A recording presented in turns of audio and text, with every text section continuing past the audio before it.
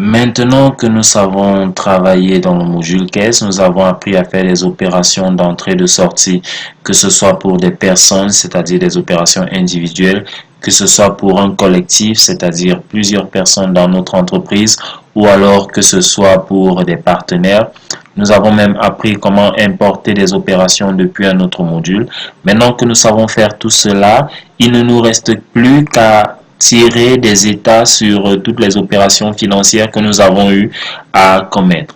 Et pour faire ces états, simplement, nous allons nous rendre au niveau du deuxième menu ici, état caisse. Donc, vous cliquez simplement dessus. Voilà, et là, nous sommes directement sur la partie concernant les états du module caisse. Avant de commencer à dérouler chaque état, tel que vous voyez là, nous avons deux types d'états que nous pouvons tirer, il n'y en a pas plusieurs. Avant de commencer à dérouler ces états, nous allons simplement d'abord nous attarder sur ce petit graphique. Ce petit graphique qui va nous montrer l'évolution de nos entrées et de nos sorties sur toute l'année, c'est-à-dire de janvier à décembre. Donc, vous avez là, pour chaque bande, une bande qui représente les entrées, c'est-à-dire là vous voyez in, là en bas, in, et out représente la sortie. Donc, vous avez in et out chaque fois pour le mois. Donc, là, par exemple, pour le mois de janvier, j'ai un in.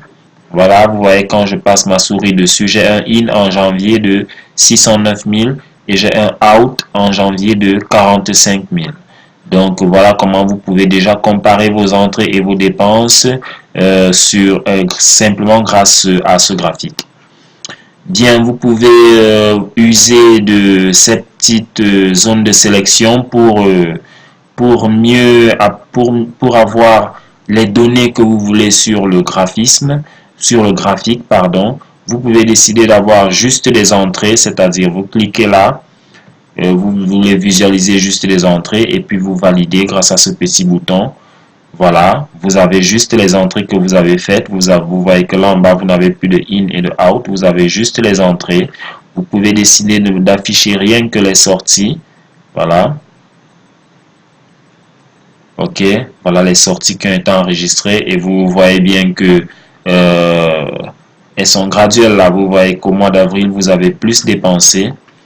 Ok, là nous allons réafficher les entrées-sorties. Vous savez que les entrées-sorties sont faites sur des caisses. Donc vous pouvez décider par exemple de visualiser les entrées et les entrées ou bien les sorties que vous avez faites à partir du module scolarité. Vous pouvez décider de changer le diagramme. Voilà. Vous pouvez dessiner par exemple, là nous allons prendre... qu'est-ce que nous pouvons prendre? Colonne verticale 3D. Et là, vous pouvez choisir le mois pour avoir effectivement toutes les opérations qui sont sorties sur un mois. Par exemple, nous allons nous positionner au troisième mois, non au quatrième mois, c'est-à-dire le mois d'avril. Ok, ce mois-ci où nous avons des entrées et des sorties, nous allons effectivement voir comment est-ce que nous avons fait nos entrées et nos sorties. Bon, pour la caisse scolarité au mois d'avril, nous cliquons dessus. Voilà, nous voyons que nous avons là une entrée le 16 et une sortie aussi le même 16. Donc voilà donc comment, et ceci concerne seulement le module caisse scolarité. Voilà, ça concerne la caisse scolarité.